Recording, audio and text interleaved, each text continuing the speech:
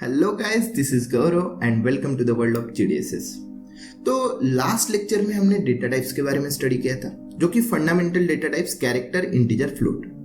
इसी के साथ साथ डेटा टाइप्स में फॉर्मेट स्पेसिफायर क्या यूज होते हैं और डेटा टाइप की साइज क्या होती है वो हमने स्टडी किया था।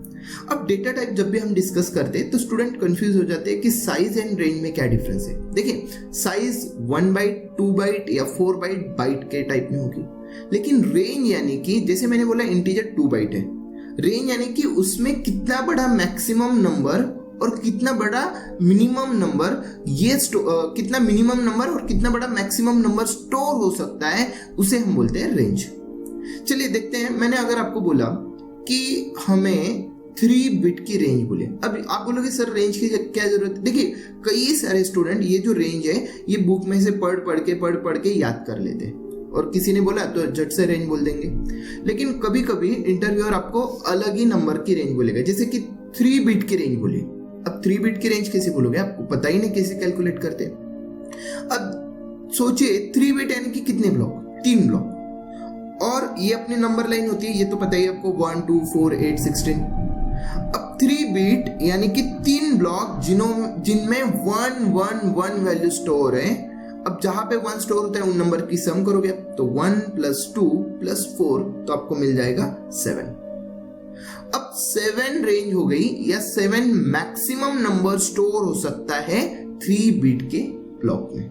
सिंपल है, 3 बिट के ब्लॉक में मैक्सिमम नंबर कौन सा स्टोर होगा, तो आप बोल दोगे इमीडिएटली 7। तो क्या करना है इसके लिए, और एक शॉर्टकट है। देखिए, मैं बोलूंगा 16 बिट के ब्लॉक में क्या स्टोर होगा, तो आपको क्या करना पड़ेगा, ऐसे 1 + 2 + 4 + 8 + 16 + 13, ऐसे 16 बिट की सम करनी है।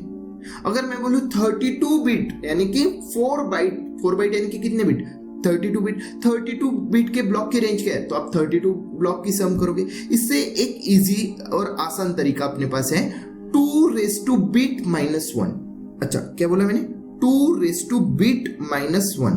जैसे कि यहाँ पे हमें कितने बिट की रेंज फाइंड करनी थी, 3, तो 2 - 1 ये आपका फॉर्मूला हो गया।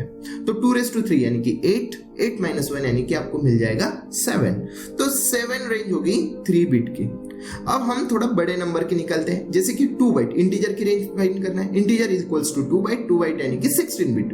अब 16 बिट यानी कि 2 -1 ये हो गया अपना फॉर्मूला। अब 2 का आंसर क्या आता है, तो 65,536, ये आपका आ गया आंसर 2 का।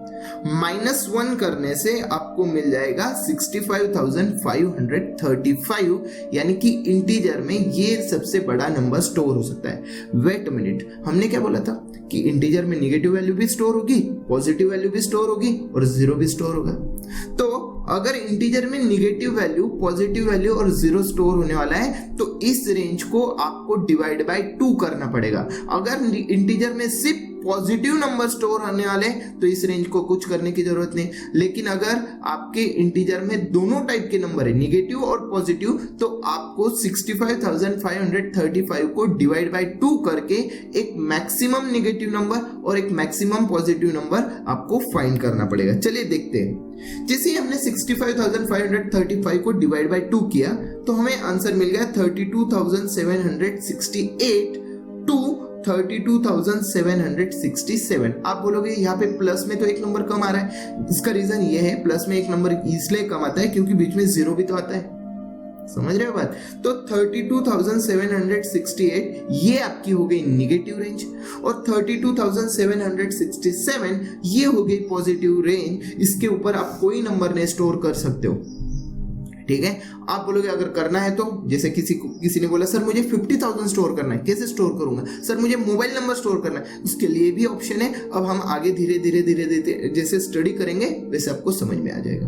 अब ये जो नेगेटिव वैल्यू और पॉजिटिव वैल्यू हमें मिली है, ये हो गई आपकी इंटीजर की रेंज।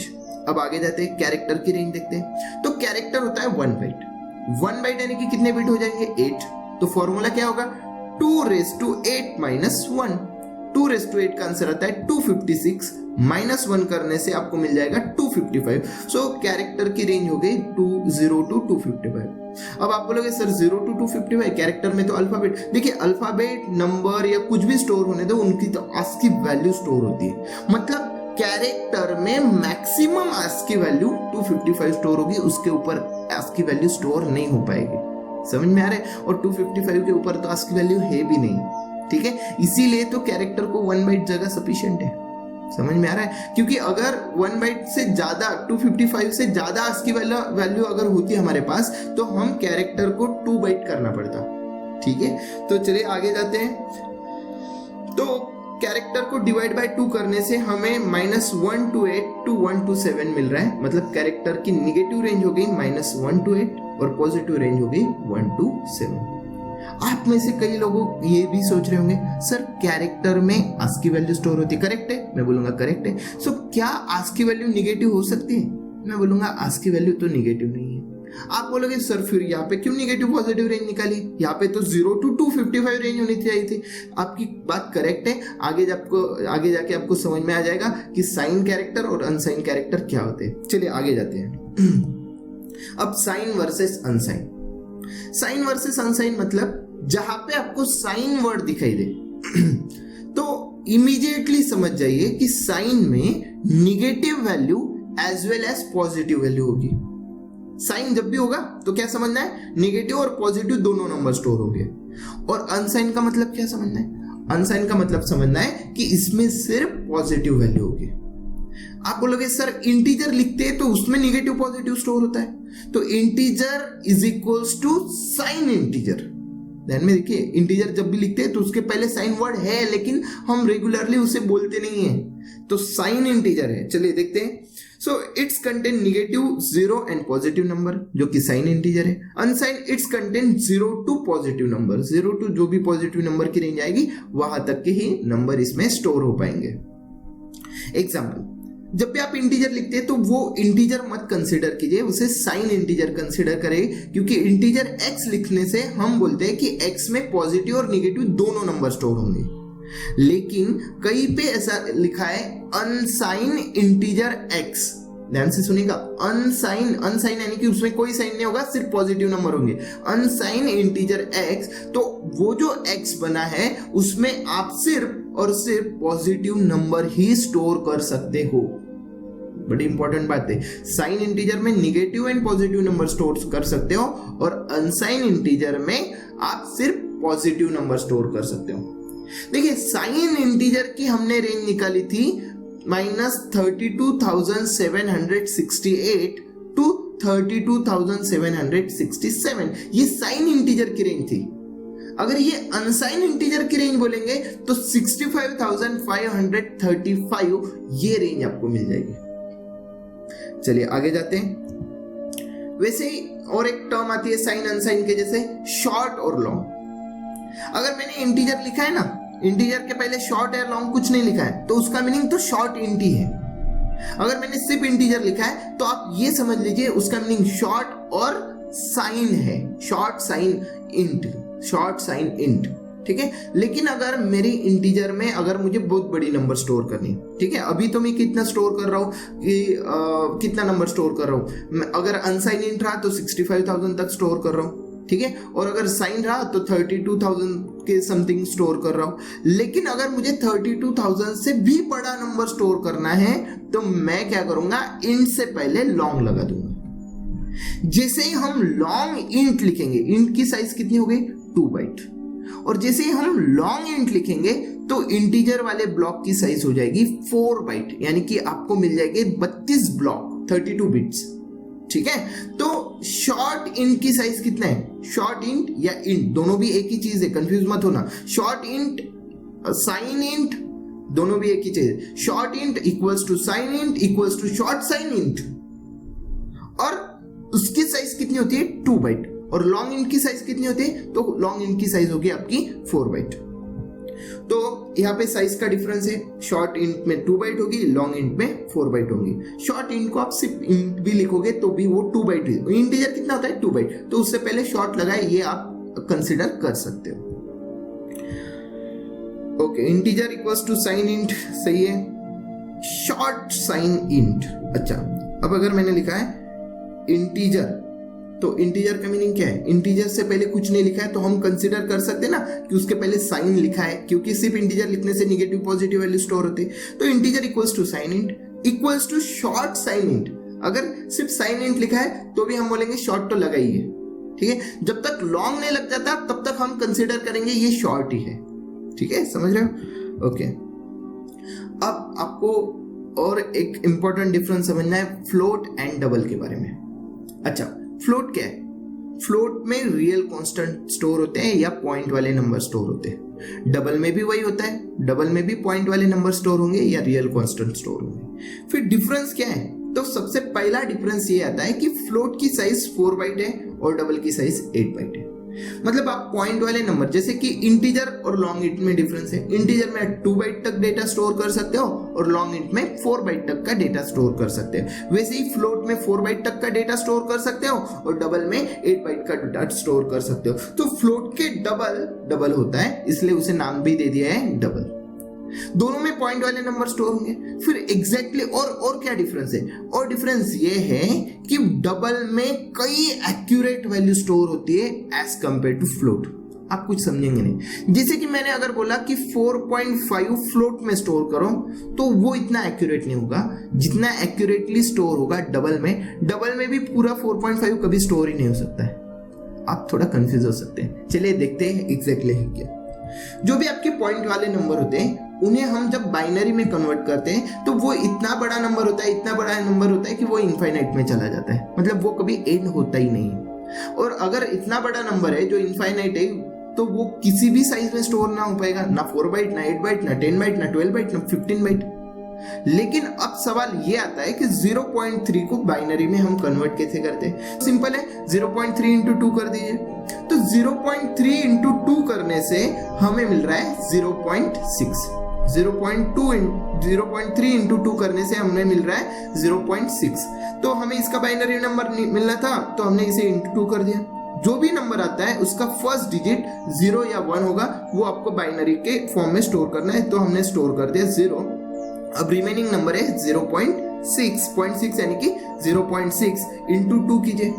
अब 0.6 इंटू 2 करने से हमें मिल रहा है 1.2। तो 1 ये हम बाइनरी में ऐड कर देंगे और रिमेनिंग नंबर क्या है? 0.2 इंटू 2 करेंगे। सो 0.2 इंटू 2 करने से आपको मिल रहा है 0.4।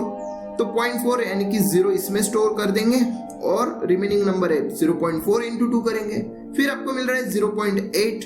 तो 0.8 इंटू 2, तो 0.8 में से 0 यहाँ पे आ जाएगा और 0.8 इंटू 2 करने से आपको मिल जाएगा 1.6। फिर से तो इस तरह से आप कितनी भी बार कर लोगे ना तो भी ये नंबर एंड नहीं होगा, ठीक है। ये नंबर तो चलता ही जाएगा, ठीक है। और इसी वजह से ये नंबर आप 4 बाइट के ब्लॉक में डालिए या 8 बाइट के ब्लॉक में डालिए, कभी स्टोर ही नहीं हो पाएगा एक्यूरेटली। तो इसीलिए कई लोग डबल यूज करते हैं जिन्हें और एक्यूरेट वैल्यू चाहिए, और कई लोग 4 बाइट यूज करते हैं, यानी कि उनको अप्रोक्सीमेटली इतना बड़ा नंबर स्टोर हो गया 0100110011, इतना बड़ा हो गया तो भी सफिशिएंट है। तो हमने फ्लोट एंड डबल में देखा, ठीक है। तो फ्लोट से जो दुगना होता है ब्लॉक उसे हम डबल बोलते हैं। फ्लोट की साइज 4 बाइट है और डबल की साइज 8 बाइट है। चलिए आगे जाते हैं। यहाँ पे आप ये चार्ट जो देख रहे हैं ये आपके डेटा टाइप का चार्ट है। देखिए कैरेक्टर लिखा है, कैरेक्टर एक्स, तो कैरेक्टर के पहले साइन लगा ही है, तो साइन कैरेक्टर या सिर्फ कैरेक्टर दोनों भी सेम ही बात हो गई। तो कैरेक्टर की रेंज जो भी हमने फाइंड करके भी दिखाई थी, ये कैरेक्टर की रेंज है जिसकी साइज 1 बाइट है और %C फॉर्मेट स्पेसिफायर है। नेक्स्ट आता है आपके पास अनसाइन कैरेक्टर, जिसमें पॉजिटिव नेगेटिव 128 प्लस 127 करोगे तो 255 मिल जाएगा। तो इसमें रेंज हो जाएगी आपकी 0 to 255। इसकी साइज होगी 1 बाइट, ठीक है। शॉर्ट साइन इंट, मतलब इंट लिखिए या शॉर्ट साइन इंट लिखिए, दोनों भी सेम ही है। इसकी रेंज यहां से मिल गई हमें 2 byte %D। Short unsign int, मतलब अनसाइन इंट 0 to 65,535 तक की रेंज मिल जाएगी। अनसाइन इंट अगर है तो आपको लगाना है %U, अनसाइन %U लगाना है। साइन इंटीजर, साइन इंटीजर यानी कि आपका नॉर्मल वाला इंटीजर जिसमें आप %D ही लगाओगे। अनसाइन इंटीजर तो %U लगाओगे। Long sign integer, long sign integer मतलब अच्छा लॉन्ग जब भी लगा दोगे तो उसकी साइज 2 से बढ़ जाएगी, ठीक है। लॉन्ग जब भी वर्ड लगता है तो 2 से साइज बढ़ जाएगी, 2 बाइट से। तो नॉर्मल इंटीजर की साइज होती है 2 बाइट, तो 2 बाइट प्लस 2 बाइट 4 बाइट हो जाएगी और ये रेंज आ गई। वैसे लॉन्ग अनसाइन इंटीजर होगा, फ्लोट होगा, डबल होगा, और फ्लोट और डबल से और एक पॉइंट वाली नंबर और बड़ा नंबर स्टोर करना है तो हमारे पास होता है लॉन्ग डबल। तो लॉन्ग जब भी वर्ड लगता है 2 बाइट ऐड कर दो, सो डबल की साइज होती है हमारी 8 बाइट, उसमें लॉन्ग ऐड कर दो तो हमारी हो जाएगी साइज 10 बाइट। अब हमने ये साइज देख लिया, यहाँ पे हमें फॉर्मेट स्पेसिफायर दिए गए, कहीं पे लॉन्ग इंट को लगाया है LD, लॉन्ग इंट के लिए D और लॉन्ग के लिए L। तो इस तरह से हमें फॉर्मेट स्पेसिफायर भी दे दिए। लेकिन ये जो आपको चार्ट दिख रहा है ये 16 बिट कंपाइलर का है। अच्छा, तो 16 बिट कंपाइलर यानी कि वो कंपाइलर जो एक टाइम पे 16 zeros and 1 पे काम करेगा, और 32 बिट कंपाइलर यानी कि वो कंपाइलर जो एक टाइम में 32 बिट पे काम करेगा।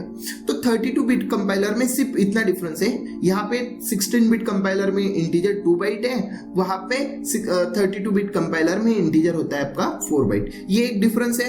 और लॉन्ग डबल की साइज जो हो जाएगी वो हो जाएगी 12 बाइट। ठीक है, इससे अलावा और कोई डिफरेंस नहीं है 32 बिट एंड 16 बिट कंपाइलर के लिए। आज के लिए इतना ही, मिलते हैं नेक्स्ट लेक्चर में। Thank you so much.